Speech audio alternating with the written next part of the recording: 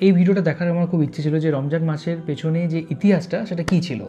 তো চলো দেখা যাক যে এই ভিডিওতে আমরা দেখব যে রমজান মাসের অজানা ইতিহাস, রোজা ফরজ কিভাবে হলো। চলো শুরু করা যাক। হ্যাঁ, চলো।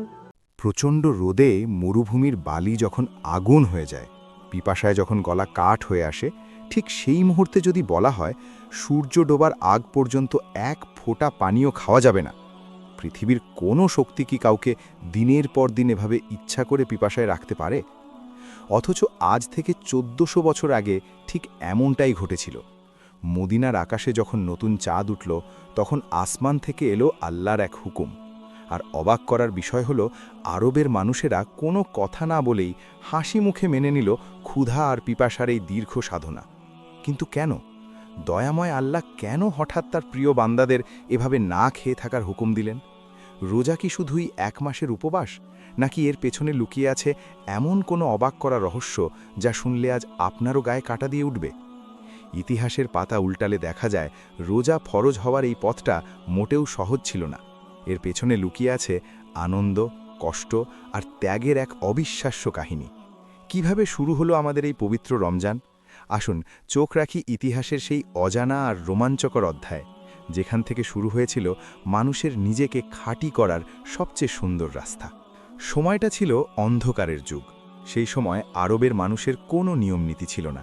চারদিকে শুধু অন্যায়, অবিচার আর মারামারি। মানুষের মনগুলো হয়ে পড়েছিল মক্কার ওই পাথরগুলোর মতোই শক্ত। তারা ভুলে গিয়েছিল তাদের আল্লাহকে। কিন্তু সবার মন কি একরকম হয়? না। এই ঘোর অন্ধকারের মাঝেও একটা মন কাঁদত। মক্কার ঝামেলা থেকে অনেক দূরে নূরের পাহাড়ের চূড়ায় হেরা নামের এক ছোট্ট গুহায় একা বসে থাকতেন তিনি। তিনি আমাদের প্রিয় নবী হজরত মুহাম্মদ সাল্লাল্লাহু আলাইহি ওয়াসাল্লাম। তিনি ভাবতেন, কে বানিয়েছে এই আকাশ, এই পাহাড়, এই তারা ভরা রাত? তিনি সত্যকে খুঁজতেন। দিনের পর দিন, রাতের পর রাত তিনি সেখানে ধ্যান করতেন। তার অন্তর চাইত এমন একটা আলো যা পথ দেখাবে পুরো পৃথিবীকে। আপনারা কি জানেন, রোজা শুরু হওয়ার অনেক আগে থেকেই রমজান মাসটা ছিল পৃথিবীর সবচেয়ে দামি মাস? হ্যাঁ, ঠিকই শুনেছেন। রোজা তো এসেছে অনেক পরে, কিন্তু তার আগে এই রমজান মাসেই পৃথিবী পেয়েছিল তার সবচেয়ে বড় উপহার। নবীজির বয়স তখন ৪০। হীরা গুহায় তিনি ধ্যানে মগ্ন। চারদিক নিশ্চুপ। এমন সময় হঠাৎ সেই নীরবতা ভেঙে নেমে এলেন আল্লাহর ফেরেশতা জিবরাইল আলাইহিসসালাম। তিনি নবীজিকে বললেন, ইকরা, মানে পড়ুন। আর সেই রাতটি ছিল রমজান মাসের এক পবিত্র রাত, যাকে আমরা বলি লাইলাতুল কদর। এই রাতেই আসমান থেকে পৃথিবীতে নেমে এসেছিল পবিত্র কোরআন। তাই রোজা ফরজ হওয়ার আগেই রমজান মাস আমাদের কাছে পরিচিত হলো কোরআনের মাস হিসেবে। কোরআন হলো মানুষের মনের খাবার, আর এই মনের খাবার যে মাসে আসলো, ঠিক সেই মাসকেই আল্লাহ পরে বেছে নিলেন শরীরের খাবার থেকে দূরে থাকার মাস হিসেবে। কি সুন্দর একটা মিল, তাই না? কোরআন তো পৃথিবীতে আসলো, কিন্তু আল্লাহ তখনও রোজা রাখার কোনো হুকুম দিলেন না। একবারও কি মনে প্রশ্ন জাগে না, কেন? কেন আল্লাহ আরও ১৩ বছর অপেক্ষা করলেন? কারণ রোজা কোনো সাধারণ কাজ নয়। শুধু না খেয়ে থাকার নাম রোজা নয়। এর জন্য দরকার ছিল পাহাড়ের মতো শক্ত মন। মক্কার সেই শুরুর দিনগুলো ছিল মুসলমানদের জন্য চরম কষ্টের। চারদিকে কাফেরদের অত্যাচার, নিজেদের বাড়ি ঘর ছেড়ে পাহাড়ে বন্দি জীবন, আর অনেক অভাব। এই ১৩ বছর আল্লাহ মুসলমানদের রোজা রাখার হুকুম দেননি, বরং তিনি তাদের মনকে প্রস্তুত করছিলেন। তিনি শেখাচ্ছিলেন কিভাবে কষ্ট সহ্য করতে হয়, কিভাবে বিপদের সময়ও আল্লাহর উপর বিশ্বাস ধরে রাখতে হয়। সেই সময় নবীজি ও সাহাবীরা মাঝে মাঝে নফল রোজা রাখতেন, কিন্তু সেগুলো সবার জন্য ফরজ বা বাধ্যতামূলক ছিল না। মক্কার এই দীর্ঘ সময়ে মুসলমানদের রোজা ছিল মূলত পাপ থেকে দূরে থাকার রোজা। অবশেষে মক্কার সেই অন্ধকার রাতের শেষ হলো। আসলো এক নতুন ভোর। অনেক কষ্ট আর অত্যাচার পেছনে ফেলে নবীজি এবং তার প্রিয় সাহাবীরা পাড়ি জমালেন মদিনার পথে। শুরু হলো ঐতিহাসিক হিজরত। মদিনার ঠান্ডা বাতাস, সবুজ খেজুর বাগানের ছায়া আর সেখানকার মানুষের ভালোবাসা, সব মিলিয়ে মদিনা হয়ে উঠল মুসলমানদের এক শান্তির ঠিকানা। মদিনা এসে মুসলমানরা পেল একটা সুন্দর সমাজ। তাদের মনগুলো তখন কষ্টের আগুনে পুড়ে একদম খাঁটি সোনায় পরিণত হয়েছে। তারা এখন প্রস্তুত। দয়াময় আল্লাহ তাদের যাই হুকুম দেবেন, হাসি মুখে তা মেনে নেওয়ার জন্য তারা এখন পুরোপুরি তৈরি। সময় যেতে লাগল। হিজরতের পর পার হয়ে গেল প্রথম বছর। শুরু হলো দ্বিতীয় হিজরি সাল। মদিনার আকাশে বাতাসে তখন অন্যরকম শান্তি। কিন্তু কেউ জানত না, সবার অজান্তেই আল্লাহ তার প্রিয় বান্দাদের জন্য এক বিশাল চমক প্রস্তুত করে রেখেছেন। সময়টা দ্বিতীয় হিজরির শাবান মাস। মদিনার বাতাস তখন অন্যরকম শান্ত। হঠাৎ একদিন আসমান থেকে নাজিল হল কোরআনের সেই বিখ্যাত আয়াত। আল্লাহ তাআলা জানিয়ে দিলেন, হে ঈমানদারগণ, তোমাদের ওপর রোজা ফরজ করা হয়েছে, ঠিক যেমনভাবে তোমাদের আগের মানুষদের ওপর ফরজ করা হয়েছিল, যাতে করে তোমরা আল্লাহকে ভয় করতে পারো এবং গুনাহ থেকে বাঁচতে পারো। কি সুন্দর কথা, তাই না? আল্লাহ কিন্তু বললেন না যে তোমাদের কষ্ট দেওয়ার জন্য রোজা দিয়েছি, বরং তিনি বুঝিয়ে দিলেন এই রোজা তো নতুন কিছু নয়। আগের নবীদের উম্মতরাও রোজা রাখত। এর আসল উদ্দেশ্য না খেয়ে কষ্ট পাওয়া নয়, বরং মানুষের মনকে পবিত্র করা, আত্মাকে খাঁটি করা। কিন্তু আপনারা জানলে অবাক হবেন, রোজা কিন্তু প্রথমেই একবারে কড়া নিয়ম নিয়ে আসেনি। আল্লাহ তার বান্দাদের খুব ভালোবাসেন। তিনি জানেন আরবের ওই চরম গরমে হঠাৎ করে সবাইকে ৩০ দিন না খেয়ে থাকতে বললে তাদের অনেক কষ্ট হবে। তাই তিনি নিয়মটা দিলেন ধাপে ধাপে। প্রথম ধাপে নিয়মটা কেমন ছিল জানেন? আল্লাহ বললেন, যারা রোজা রাখতে পারবে তারা রোজা রাখবে, আর যাদের অনেক কষ্ট হবে তারা রোজার বদলে একজন গরিব মানুষকে পেট ভরে খাইয়ে দেবে। হ্যাঁ, ঠিকই শুনেছেন, শুরুতে এটাই নিয়ম ছিল। যাদের কষ্ট হতো তারা রোজা না রেখে গরিবদের খাবার দিত। আল্লাহ চাইতেন মানুষের মন আগে রোজার জন্য তৈরি হোক, তারা যেন ভয় না পায়। কি অসীম দয়া আমাদের আল্লাহর! কিছুদিন পর মানুষ যখন রোজার সাথে অভ্যস্ত হয়ে গেল, তখন আল্লাহ দিলেন চূড়ান্ত হুকুম। আসমান থেকে কোরআনের আরেকটা আয়াত নাজিল হল। আল্লাহ বললেন, তোমাদের মধ্যে যে ব্যক্তি এই রমজান মাস পাবে সে যেন অবশ্যই রোজা রাখে। তবে হ্যাঁ, অসুস্থ মানুষ আর যারা সফরে বা রাস্তায় থাকবে তাদের জন্য আল্লাহ ছাড় দিয়ে রাখলেন। আর অবাক করা ব্যাপার কি জানেন? যখন এই চূড়ান্ত হুকুম এলো, তখন মদিনার কোনো মানুষ একটুও মন খারাপ করেনি। কেউ বলেনি, উফ, এত গরমের মধ্যে কিভাবে না খেয়ে থাকব। বরং সাহাবীরা আনন্দে আত্মহারা হয়ে গেলেন। তারা বুঝলেন এই মাসটা হলো আল্লাহর কাছ থেকে রহমত আর ক্ষমা লুফে নেওয়ার মাস। তারা আকাশের দিকে তাকিয়ে রমজানের চাঁদের অপেক্ষা করতে লাগলেন, ঠিক যেমন করে মানুষ সবচেয়ে প্রিয় মেহমানের জন্য অপেক্ষা করে। শুরু হলো মদিনায় সাহাবীদের জীবনের প্রথম রমজান। দিনগুলো ছিল প্রচণ্ড গরমের। রোদে যেন চারপাশ পুড়ে যাচ্ছিল। সেচের কাজ, বাগানের কাজ, হাটে বাজারে কেনা বেচা সবকিছুই করতে হতো ওই রোজা রেখে। একবার ভেবে দেখুন তো, সারা দিন ওই মরুভূমির রোদে হাড় ভাঙা খাটুনি, আর পেটে নেই একদানা খাবার, গলায় নেই এক ফোঁটা পানি। পিপাসায় সাহাবীদের ঠোঁট ফেটে যেত, দুর্বলতায় শরীর কাঁপত, কিন্তু তাদের মনে ছিল অদ্ভুত এক শান্তি। তারা জানতেন এই ক্ষণিকের কষ্টের বদলে আল্লাহ তাদের জন্য জান্নাতের অনন্ত সুখ সাজিয়ে রেখেছেন। ইফতারের সময় যখন তারা একটু পানি মুখে দিতেন, তখন তাদের চোখ দিয়ে আনন্দের পানি গড়িয়ে পড়ত। তারা অনুভব করতেন আল্লাহর জন্য কষ্ট করার মাঝে যে কি মধুর আনন্দ লুকিয়ে আছে। সবাই ভেবেছিল প্রথম রমজানটা হয়তো এভাবেই শান্তিতে কেটে যাবে, কিন্তু না, আল্লাহ তার সবচেয়ে প্রিয় বান্দাদের জন্য অন্যরকম এক পরীক্ষার ব্যবস্থা করে রেখেছিলেন। প্রথম রমজান মাসের মাত্র 17 দিন পার হয়েছে।